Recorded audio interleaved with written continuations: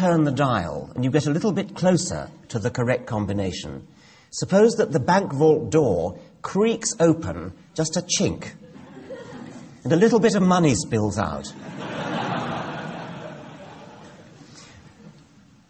The dribbling combination lock, which of course the bank robber would instantly home in on the jackpot if he had that sort of clue. The dribbling combination lock is a better analogy for Darwinian evolution than the real bank lock, which offers only two possibilities, the jackpot or nothing. And the trouble with creationist arguments is that they all think that evolution by natural selection is a jackpot or nothing argument. Nothing could be further from the truth. But God, the God theory, on the other hand, really is a jackpot or nothing argument, because God is postulated as being there from the beginning, before the process of evolution got going. I can imagine godlike beings, like the ones that Crick and Orgel postulated as seeding life from their planet to ours. I can imagine godlike beings, such that if we ever met them, I mean, if they came here, for example, in order to have got here, they would have to be godlike, because for sure, we couldn't get there. I mean, they need to be technological wizards of a sort that we have no comprehension of. We would worship them as gods, but they would not be gods, because ultimately they would have evolved by a gradual process. But the God of the Old Testament, the God of the New Testament, the God of the Muslims, who's always been there, he is the ultimate 747.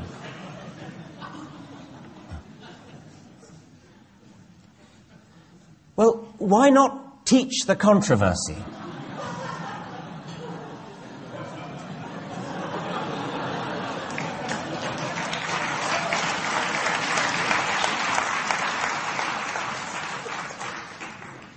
There are real controversies in science. They're interesting, and we should certainly teach them. It's a very important part of scientific education to understand that science is not a done deal, that scientists are constantly changing their minds as new evidence comes in. That's important. So let's by all means teach controversies that really are proper scientific controversies. But the controversy over so-called intelligent design versus evolution is just not a real controversy at all. I hope it's not pure wishful thinking to suggest that there is a new wave of reason sweeping across America, Britain, the whole of the Western world. One indication of this, perhaps, is a wave of best-selling books, which I'm happy to advertise. And perhaps even more significant is the backlash, and I invite you to count along.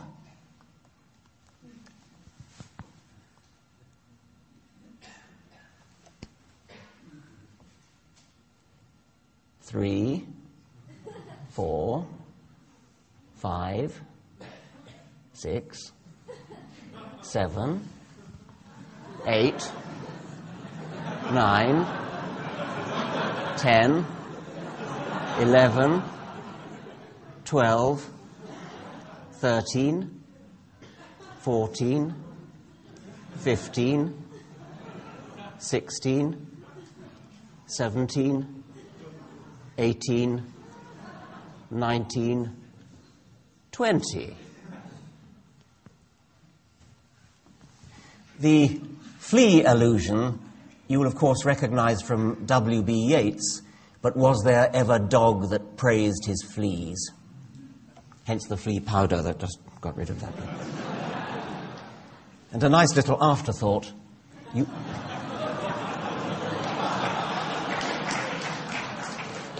You may not have seen the British edition, but that's a copy of the cover design of the British edition of The God Delusion.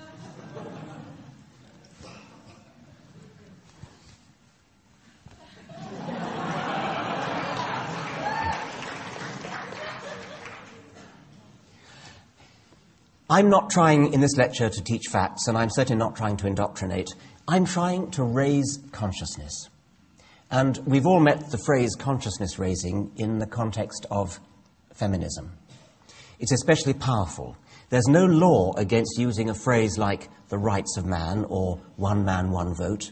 Yet because we've all had our consciousness raised by feminists, most of us feel kind of uneasy when we hear people use a phrase like one man, one vote. And even those who still use man in that sort of sentence do so with their consciousness raised. They know what they're doing. They're taking a stand for traditional language, perhaps, or trying deliberately to rile feminists. But everybody on one side or the other has had their feminist consciousness raised.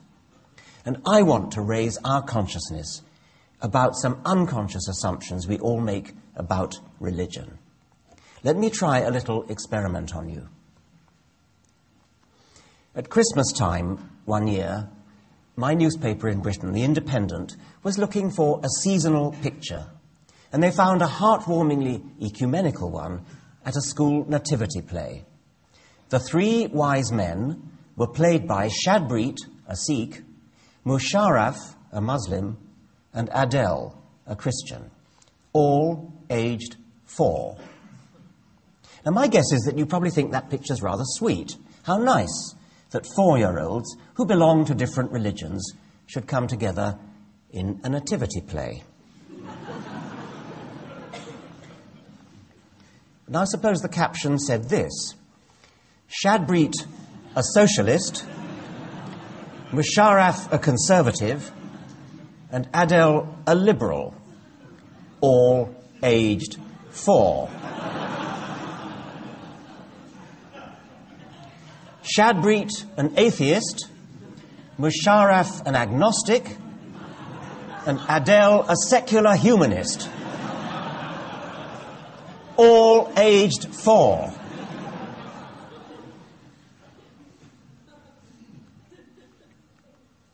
I'm trying to raise consciousness. I hope that that series of 3 slides has raised your consciousness.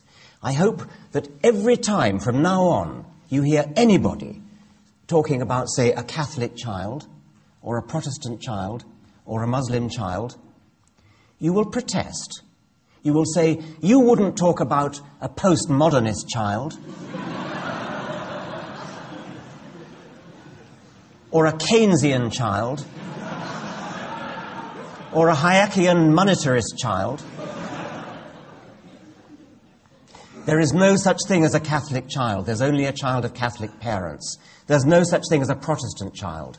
Only a child of Protestant parents. There's no such thing as a Muslim child. Only a child of Muslim parents. I repeat these slogans over and over again, probably too often. Too often? It can't be too often when you're in the business of consciousness raising. Please join me in protesting every time you hear anyone ever referring to a Catholic child, a Christian child, a Muslim child, etc. I like to think that this particular piece of consciousness raising has had some effect. I'm now going to play you a short 3-minute extract from a British comedian called Marcus Brigstock. And it's quite funny. I hope you don't mind I hope you don't take offence too. At the end of this monologue, somebody's put sort of pictures onto it as well. I think it must originally have been on radio. At the end, I hope you'll get the same consciousness-raising point that I've just made. So I'll start I hope the sound will come through.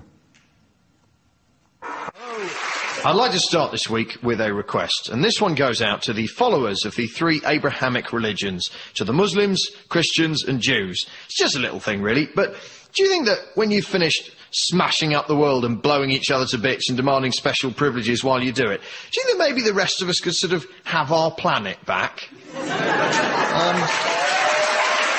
I wouldn't ask, but the thing is, I'm starting to think there must be something written in the special books each of you so enjoy referring to that tells you it's all right to behave like precious, petulant, pugnacious pricks. Forgive the alliteration, but your persistent power-mad punch-ups are pissing me off. It's mainly the extremists, obviously, but not exclusively. It's a lot of mainstreamers as well. Let me give you an example of what I'm talking about, okay? Muslims.